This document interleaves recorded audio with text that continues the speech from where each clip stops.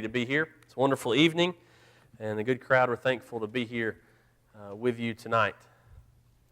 I think, Daniel, the term we use playfully at Midway is that I'm a dork, not geek. So, just for future reference, years ago, one of the kids in the youth group, now in college at UNA, said that I was the coolest dork he knew. So that kind of stuck, and I was cool with it, fine with it. So we run with dork. So such a privilege to be here, and this is an important topic in so many ways because it's where we're at. It's not going anywhere. Social media is everywhere, and so many are on it of all ages, and so we're saturated with it, and we need to know how to handle it as Christians and as responsible, mature Christians, no matter our age and no matter where we're at in life. And I just do want to throw this out there that I am a parent, as Daniel mentioned, thrilled to have Hazel and thrilled to have her here with us tonight. But she's only 9 weeks old as of yesterday. So if anything I say kind of sounds idealistic when it comes to teenagers, now you know why, right? I haven't went through that yet, and so I'm not pretending to be an expert when it comes to parenting. Just want to throw some things out there that are helpful and hopefully will help you as you parent if you have teenagers. And obviously, the best time to do some of this is before they ever become teenagers, but if you've got them that are teens, that's all right. You can work through it the best you can, and the Lord gives us plenty in His Word to help us work through those times. But I do want to mention that I'm not a parenting expert by any means, and that's not why I'm doing this topic. Also, one thing I've just casually noticed is you're blessed here at Roebuck with several, just in the few people that I know, who are connected, social media, technology-wise, people that can help you. And so I hope that you'll pay attention to those people. Daniel can answer your questions if you have concerns. Dennis Washington, Brother Saul. I think I'm friends with Brother Saul on about every social media network that I'm on. And I think it's impressive for a shepherd to be involved in those areas of life. And then you have Patrick McGill, the police officer I know, heard from before. And so you've got a lot of different people that you can consult, and I hope that you'll take advantage of those opportunities. All right, one more thing by way of kind of introduction. This lesson is mainly aimed for parents. I wrote it with that in mind, but it's good that you guys are in here, okay, even if you're not a parent, because you need to realize how big of a deal this is, and I don't think we need to do things kind of secretively and tell your parents one thing, and then that you don't know what they're hearing. So I think it's good for us to all be open about this kind of stuff. But I want to give you just a word of praise and encouragement about your opportunity that's before you and the opportunity you have to reach the world, to make a difference, and using technology and social media. Imagine what you could do, what your generation could do, young people, if you take these tools, these online networks, and you pour all of your passion for the gospel, your faith into those. Imagine the difference you can make. So many people get on these networks, on Twitter or Facebook or Instagram or whatever, and they want to make a point. They want to say, hey, everybody, look at me. But you have an opportunity to make a difference instead of just making a point. And I hope that you'll be challenged not just to do what everybody else is doing. Hope that you'll be challenged to not just let it be about you, but rather letting it be a lens through which people come to know God. Because you have that opportunity as the current generation that doesn't have to be taught this stuff. You're what we might call a digital native. You just know this stuff. It just happens, okay? You get it. Use that as an opportunity to do good. Those dreams that you have, dream big. And use technology to help you achieve those dreams for the Lord, okay? So the rest of this stuff, you may not care for everything I have to say, and that's all right. But know that the power to do some great and mighty and wonderful things in the name of the Lord is literally at your fingertips. And I hope and pray that you'll be among the young people who take advantage of that opportunity. If you don't mind, I want to tell you a quick story about our 9-week-old daughter. She was 9 weeks yesterday. And so yesterday, I needed to run over to the office. I'd printed something, at the office. We live at the church house at the just behind the church building. So I ran over to the office to get that off the printer. And she was sleeping, and I wanted to make sure she didn't ever wake up. So I had her in her swing. She was buckled in. And so I thought, well, I can just run over to the office real quick, leave her swinging. And while she's asleep, she'll be all right for just a few minutes, okay? And so I thought maybe that's not the wisest thing as a dad. So we have 2 dogs in the backyard. They're fenced in. And so I thought, well, they've always been trustworthy dogs. We love and appreciate both of them. So I'm going to just leave the back door of the house open so that if she starts crying or something goes wrong, the dogs can come in and help Hazel and make sure she's all right. Yes, thank you. Does that sound ludicrous to anybody else? Yeah, right? I'm going to have to find a way to walk home, right? No, I did not do that. I carried her over to the office with me, okay? I carried her over with me. And I don't mean this disrespectful at all, but when we have teenagers who are allowed to just have a smartphone or a computer or a tablet and not have any restrictions whatsoever on their use of it, on their social media networks, and we essentially use that technology to babysit them and to watch over them in times when we're not, as parents, watching over them. In my opinion, that's not much smarter than leaving my 9-week-old with a couple of dogs running around watching out for her. I know parenting gets difficult at times, and I know it has to be frustrating, and you wonder, what can I do? And this is what they want to do, and this is what they're telling me they want, and that they get frustrated, and I get frustrated. So, well, they'll just calm down if they have their smartphone in front of them. They'll calm down if they're on Facebook. They whine and cry so they can get on it. And yet we do nothing to protect them. We do nothing to prevent the world who wants to take advantage of them from taking advantage of them. That can be very unwise, or it is very unwise, and it can be very dangerous. And so I know that's a concern of yours. I know that so many parents out there are concerned, but yet it seems as though there are a lot of parents who do nothing. And young people are kind of allowed to do whatever it is they will, whatever it is they want to online. And so we see a lot of the headlines that we see as a result of that. I want to start out, just briefly mention that we do kind of have 2 categories, in my opinion at least, of concerns that we have when it comes to social media. And just to backtrack slightly, when we talk social media, we're talking things like Facebook, Twitter, Instagram, it goes on. And I'm not going to take the time to describe what they are or why they're on them or anything like that. That's why I put them on the back of your handout. You can take that home later, talk it over with your kids or grandkids, whatever the case may be. I did watch a couple of these teens as they read the backside, and it was kind of funny for them to laugh at how I described those things. Nonetheless, I hope that's a helpful guide. Things are always changing, so I hope that's as up to date as it can be. But that's what we're talking about, those areas of interaction. Obviously, first and foremost, you have a concern if you're a parent about their safety. You're physically concerned. Is somebody going to talk to them and convince them to meet them in town and then kidnap them or whatever? Daniel, I forgot to ask you what time I'm supposed to finish. How long do I go? Or whoever? 45, okay. So the physical safety is obviously a concern. We don't want anybody to hurt them by using this means to interact with them, to convince them they're someone else and then meet up with them and then hurt them physically. I hope that it's also a concern of yours about their spiritual safety, because the more you can interact with people through these things, the more you can interact with people sinfully through these things.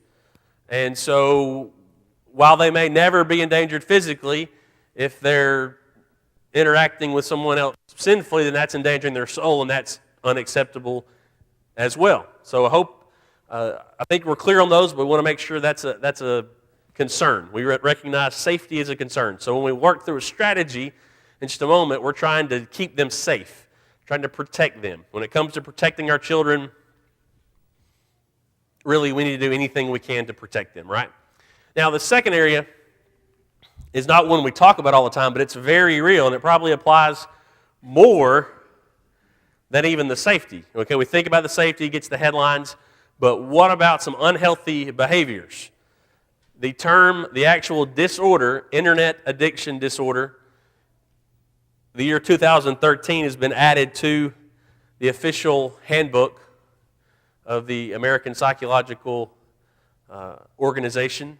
It's been added as an official disorder for the first time in 2013. Not pornography. That's a big issue, and it's probably a bigger concern probably than social media when it comes to their soul. And I hope you're aware of that. We're not going to talk about it, but it's definitely a big concern. But this is separate. This is internet addiction disorder, meaning you get onto Facebook and you can't stop yourself from checking your notifications.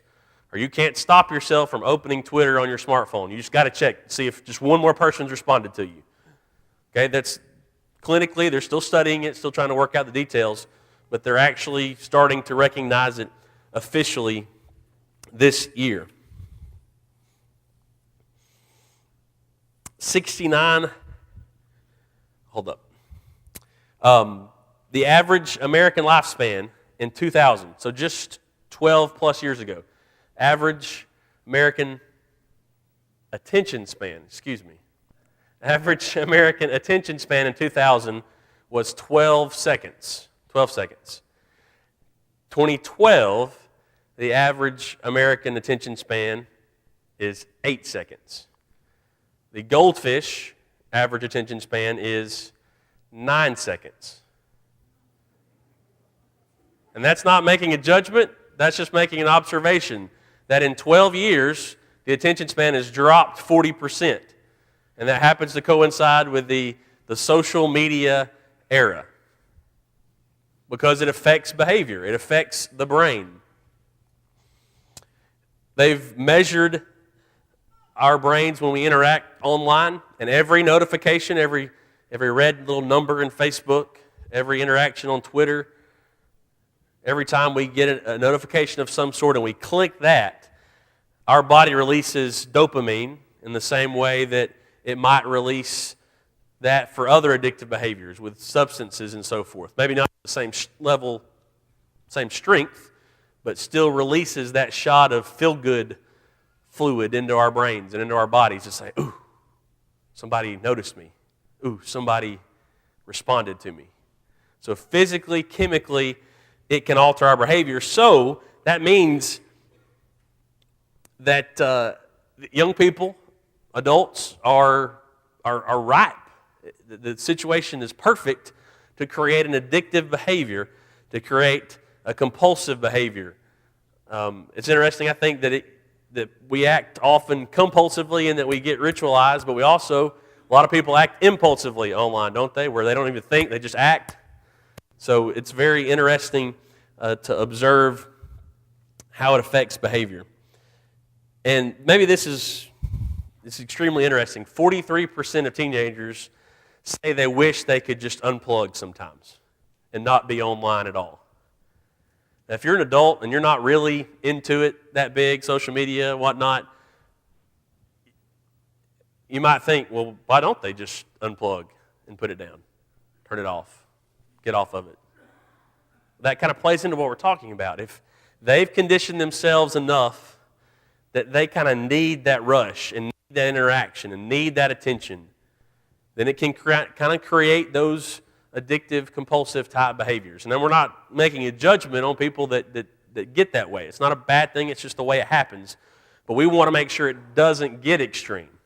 If you've got children that are on these, then we want to make sure it's healthy, that it's balanced, that they're not driven by their desire to get attention, but rather they're a balanced human being who maybe has an online presence, but that's not all they're devoting their emotional resources to doing. There's two main thoughts that I want to move forward with an understanding about, okay? We're gonna get to a strategy and try to give you some practical things as best we can. But there's two things I think we have to recognize. And if you're a parent, this is the only way I know really how to say it, and that's you are responsible.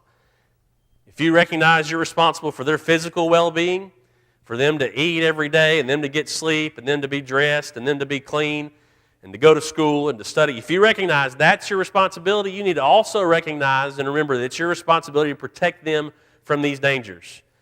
If you're not going to do it, are you expecting them to do it on their own? If you're not going to do it, are you going to expect the world of Facebook to just automatically teach your child how to do it right? If you don't recognize, if we don't recognize as parents that it stops with us, we are responsible, then it's not going to happen. Our young people have the potential to handle this stuff in a healthy way and to be safe online, but it won't happen if parents don't assume the responsibility and take a step forward to lead them in a way that keeps them safe and allows them to grow in a healthy way. Suppose you come home one afternoon and you see this massive kind of nest web kind of thing maybe on your porch or under your porch. And you see a few spiders around that you've never seen that kind of spider before. And it's massive, it's huge. You can let your child go out to the back where the porch is and just play and not worry about those spiders at all. They may be good spiders. They may not be dangerous at all. But I'm guessing you would take the time to Google what kind of spider is this. I'm guessing if you don't know how to get rid of them, you would probably pay a little money for somebody to come and exterminate those spiders. So while I recognize the struggle that maybe, I don't know anything about social media. I recognize that's a struggle for some parents, and that's fine. But there's a point at which you can learn some and learn enough to help your children. You're the one responsible for their well-being, so learn what you need to learn. There may be a time when you need to pay a little bit of money for some services that can help you when you can't do it fully yourself. And for whatever reason, it seems like parents don't want to pay money to protect their children in these ways. Well, it may involve a little money, may involve a little sacrifice. Do what you have to do to protect them. Ask this simple question, is there anything that I am unwilling to do to keep my children safe? Is there anything I'm unwilling to do to keep them, to make sure that they are a healthy, balanced Christian teenager? Because I'm guessing you would answer that, no, I'm willing to do anything. Then there comes a point when we need to do everything we can do to keep them in line while they are online. The next principle that's incredibly important to remember is what gets rewarded gets repeated. That's the same principle that we're talking about when it comes to the possibility of addiction and being controlled by this social media urge. And we're not talking about being some sick Pavlov's dogs kind of experiment. We're just saying in general, we respond well to praise and to being rewarded, right? So as a parent, if you will tap into the part of their lives where they need you to praise them for who they are, to praise them for the good things they do, and then kind of even relate that to their online presence. Praise them for how they handle situations online, and praise them for following the rules, and praise them for having a good attitude. The more we do that, the more they're going to be drawn to good behaviors because we're rewarding it and they're repeating it. And it's just unfortunate that sometimes the only attention young people get is when they mess up. And so that's not a knock on them. That kind of just creates, well, okay, if I keep doing this, at least they notice me. And so just think through that honestly as a parent. What gets rewarded gets repeated. Am I rewarding them with praise and affection and positive attention and everything they do, including online? Am I making sure they know how good of an influence they're being and so forth, okay? So let's think about those two principles as we move forward.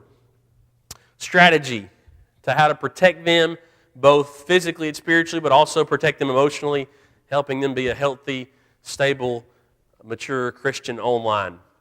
When I was growing up, my dad was a police officer for the Jasper Police Department, and he was trained certified by the NRA to teach gun safety classes. So he has a few handguns in the house, and he was always always very intentional when he would talk to me about handguns and about handgun safety. And so there are just a few main rules that are just ingrained in my mind, that you always point the gun downrange, never toward people, never toward yourself.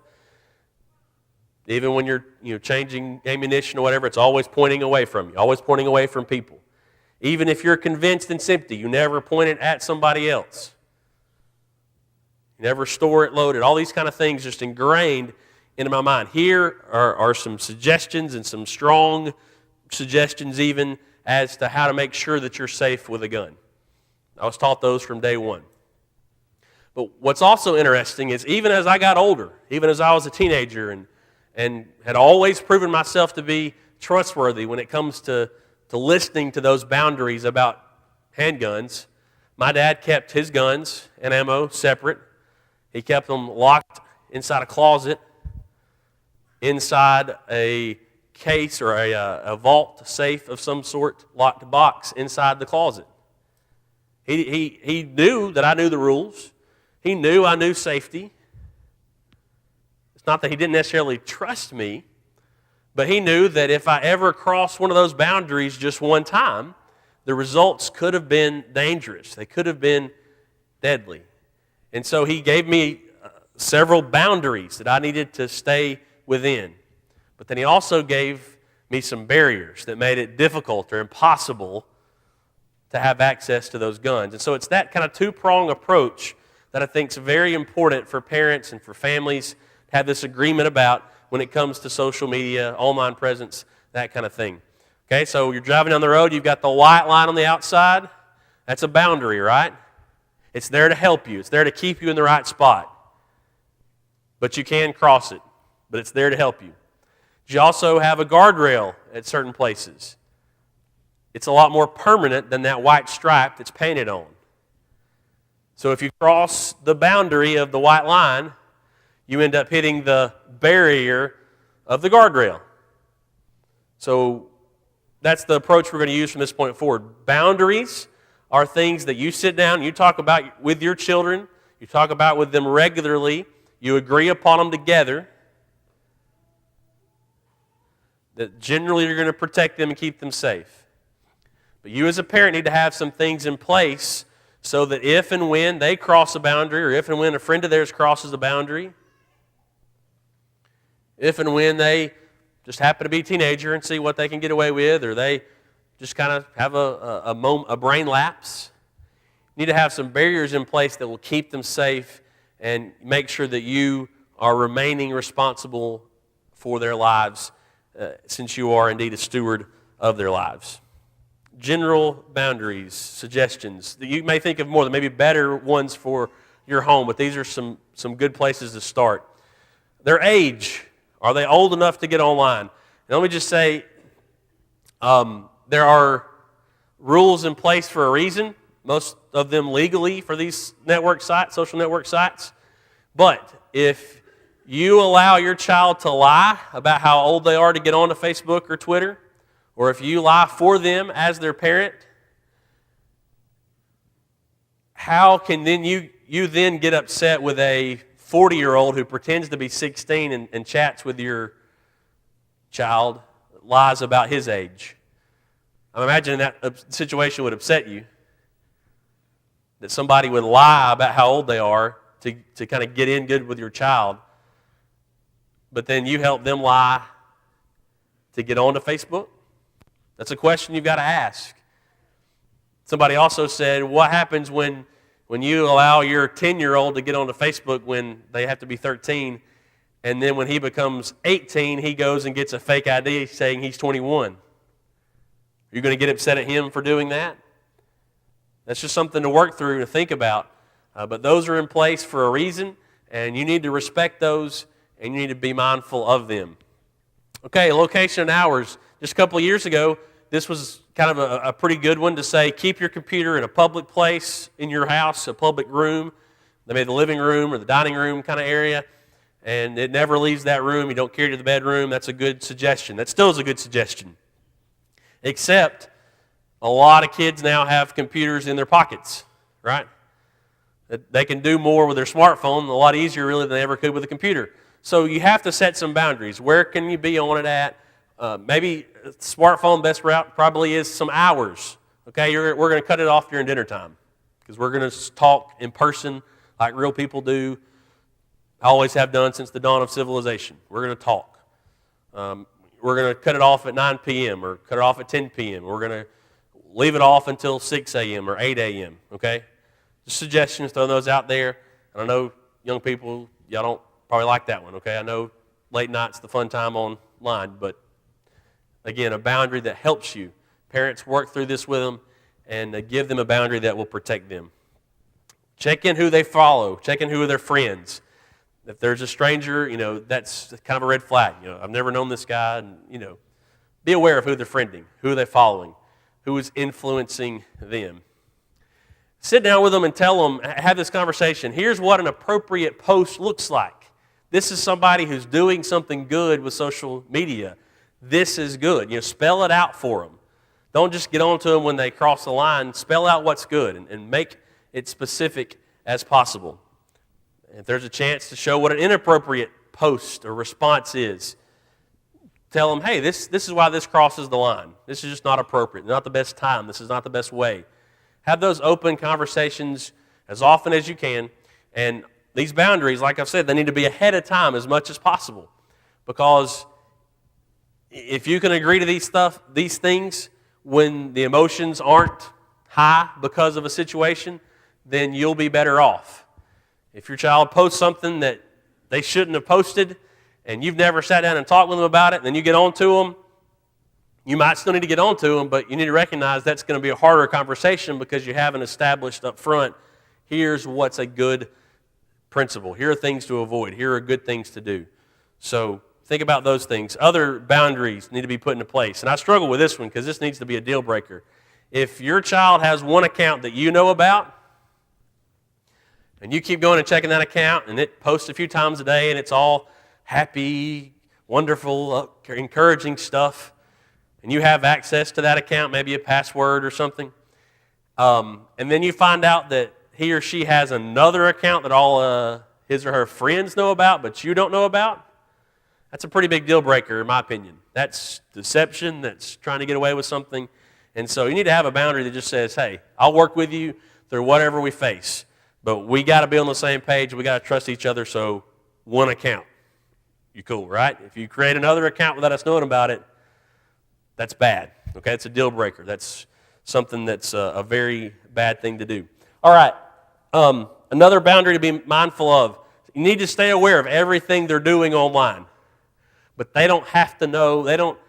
You don't have to tell them you're always aware. Okay, you don't have to kind of make their life miserable just because you're aware of it. All right? I think that's a spot I need to take up for our young people. Most of the time, they're not up to no good. They're just being kids, and they're having fun, okay? There's a few of those apps on that sheet I gave you that I'd be concerned about. I am concerned about. But when I've talked with our kids about them, I really genuinely believe they're not really being bad on those, okay? So give them the benefit of the doubt as much as possible. Stay aware so that you know what's going on, but don't use that awareness to manipulate them, to control them. Don't spy on them, don't stalk them. Just be aware. Tell them up front you're going to be aware, and do your best to talk through situations with them instead of kind of jumping down their throat. And the final thing you can do is to receive notifications. Maybe whenever you set up the account for that smartphone or the app store, if you'll use your email address that you check regularly instead of having them create one, that way you can set it where you receive the notifications about apps and so forth, activity, so that you get an email saying, hey, they've downloaded this app, and you can talk with them about that. That's a helpful suggestion, especially maybe for as they get older. Okay, I know what they're downloading, I know what they're doing, and okay, we can stay abreast with what's going on. All right, so some helpful boundaries to consider. There may be more that are good for your family. Barriers. What are things that you can put into place that if they break them, you'll know about it? worst case scenario kind of deals. What happens when they cross a boundary? How do you respond? And the first and best, easiest first line of defense is for you to have all their passwords. Maybe even you create all their passwords, okay? Because if something gets out of hand, it's just easiest for you to log in, change the password, and let everything cool down. Okay, whether it's somebody getting them into trouble or them posting something they shouldn't have, whatever the case is, it's just best if you've got the key to unlock that account, and then you can move forward later at a reasonable pace.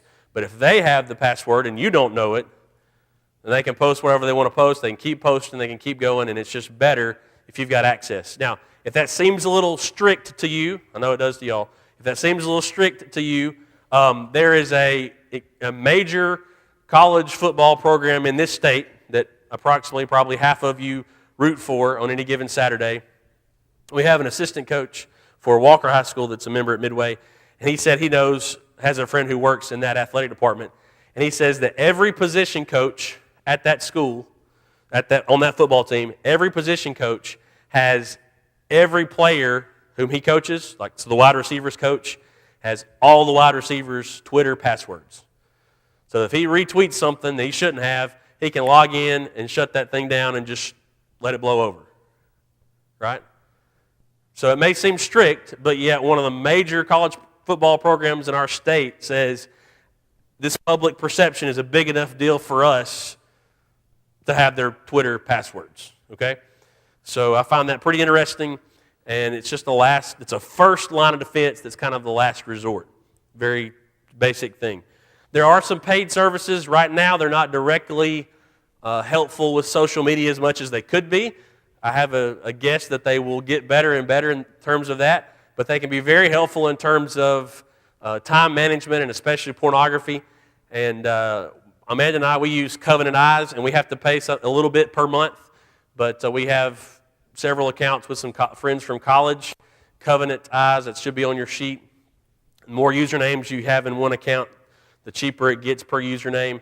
And they have services that first will send an email report to everywhere you've been, and it kind of rates them. Hey, you might want to check this site out. Everything looks clean, whatever.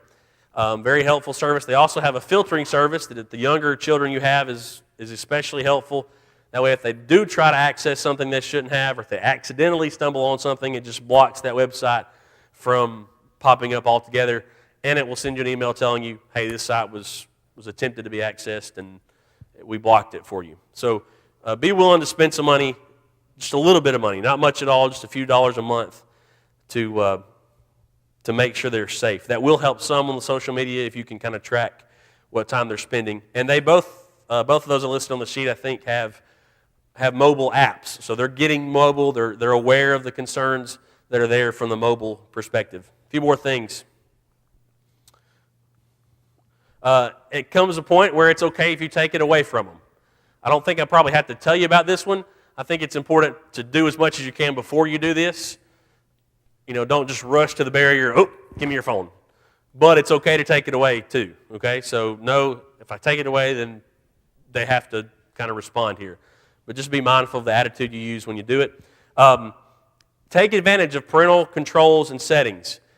Some 73% of parents are concerned about their children's safety online. They're concerned, are my children giving out too much information? Are they going to, somebody going to stalk them and a pedophile going to find them? 73% are worried about that, which I'm surprised it's not higher. But only 50% use some sort of parental controls to kind of help their children. So that's a good chunk who are concerned but aren't doing anything.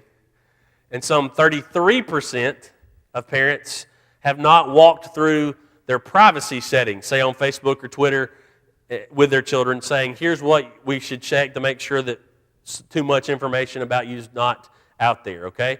So 73% are concerned, but only 33% walk through those things with their children. So do something about it if you're concerned. Take advantage of those settings and those controls. They have them in place for a reason, so use them to help you and your children and your family. I tend to be a Mac guy, and Apple devices are really easy to set up with these parental controls. Daniel's an Android guy. If you have questions in that regard, I'm sure he could help you, okay? They all try to make it as easy as they can to help your children. The final barrier is already in place for the most part. There are legal barriers. If they cross them, if they send pictures that are inappropriate and they're underage, there's a legal barrier there that can get them into trouble.